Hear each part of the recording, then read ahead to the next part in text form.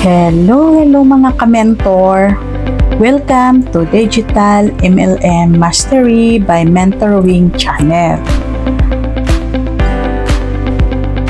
By the way, I am Mentor Oweng. Sa videong ito, i-discuss ko sa inyo ang Step 2. Ito yung continuation ng nauna kong video na Step 1. Ang Step 2, choosing the right MLM company and avoid pyramid schemes company.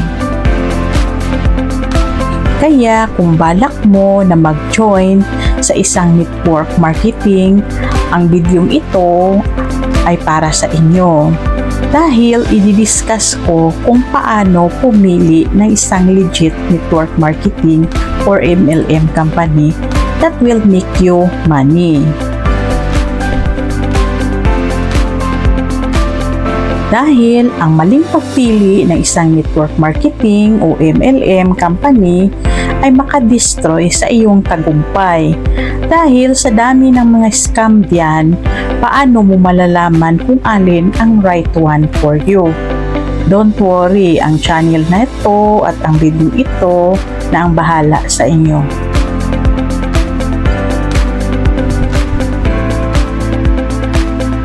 Sa video ito, ibubunyag ko ang 5 katangian na isang legit na network marketing o MLM company. At sa dulo ng bidyong ito, isasiwalat ko ang pinakamalaking babala na dapat mong iwasan sa lahat ng paraan. Kaya tara, simulan na natin.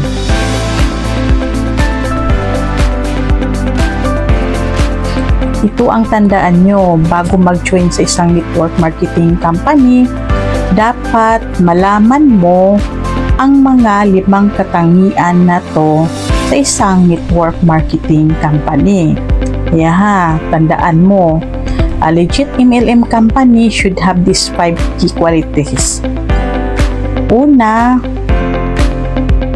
dapat meron silang high quality products. Kaya, bago ka sumali, pag-isipan mo, ask yourself, na yung mga product na sa company na papasukan mo, totoo ba na maibenta? At mabibenta mo ba kaya to? At totoo ba na binibili ng mga tao? Kahit na walang kasamang business opportunity. So, ganyan ang una mong tandaan. Dapat yung mga products nila, kung anumang products ng network company na paspasukan mo, dapat pag-aralan mo kung mga products na yon, i-research mo kung totoo ba na high quality products nila at maibenta ba sa market at meron bang bumibili. Kung sasali ka ba, makabenta ka ba, maibenta mo ba yon at totoo bang effective siya. Ganyan siya. Kahit na walang kasamang business opportunity, kahit na hindi ka magre-recruit, magbenta mo ba siya? If the answer is no, that's a red flag. Tandaan mo Pangalawa, merong patas at transparent na compensation plan. So yun, tandaan mo na maari ka bang kumita by selling products lang. Magkano ang kitain mo kung magbenta ka? O kikita ka lang ba kapag may nirecruit ka? Dahil a good MLM ay dapat may totoong kita mula sa sales o pagbibenta ng mga produkto ng company. So yun palagi mong tandaan. At yung compensation plan nila, maganda ba sa selling ng products nila? Kung magbenta ka ng mga products, maganda ba ang commission, rewards at bonuses na ipamigay nila? Yan palagi mong tandaan.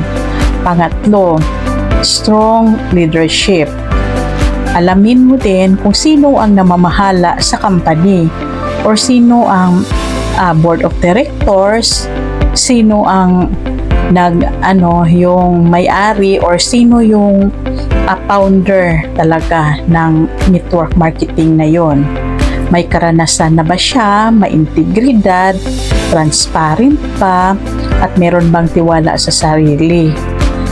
Dahil kung hindi, mag-ingat ka na dahil a bad leadership equals big problems down the road.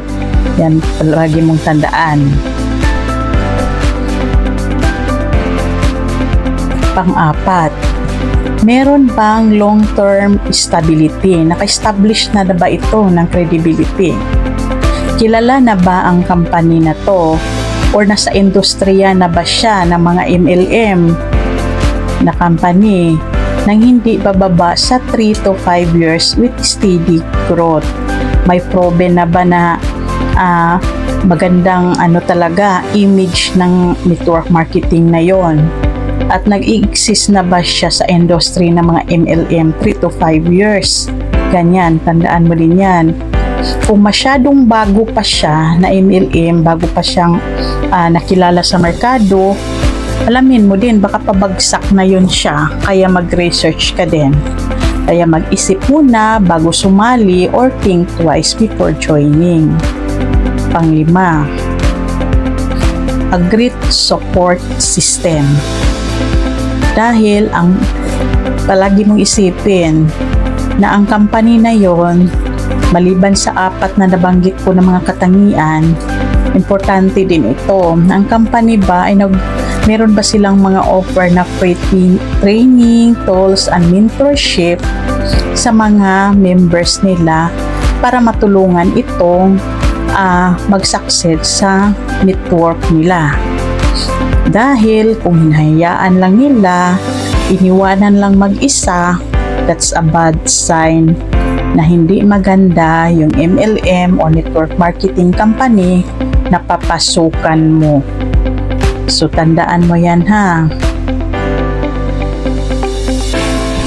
Number 1 na babala na dapat mong iwasan. Ang pinakamalaking red flag talaga, ang isang kumpanya na nakatuon lamang sa recruitment at hindi nagbebenta ng mga produkto nila. Kung hindi ka kikita nang hindi ka nagre-recruit, tumakbo ka na. Kasi malamang na yung company na yon, yung network company na yon ay pyramid scheme talaga yan. At ang mga ganyang negosyo ay bumabagsak palagi or mag-collapse. Hindi yan tatagal. Yan ang palagi mo isipin. Kaya huwag magpaloko. If you want to build a long-term at legit na business, choose your network marketing or MLM company wisely. So ngayon, mga ka-mentor, dahil natutunan nyo na kung paano pumili ng isang legit na network marketing, hanggang dito lang tayo sa bidyong ito, mga ka-mentor. Kaya please, huwag kalimutang i-subscribe ang aking channel na to at pindutin ang notification bell dahil marunong na kayong pumili ng legit na network marketing company. Sa susunod na video ay ituturo ko sa inyo ang tamang goal setting in MLM or kung paano kayo gumawa ng tamang goal at action plan bago ako mag-discuss sa next step 3 na paano bumuna ng iyong personal brand using digital marketing para maging kakaiba ka at magtagumpay ka sa MLM business mo. It's me again, Mentor Wing. Bye-bye for now.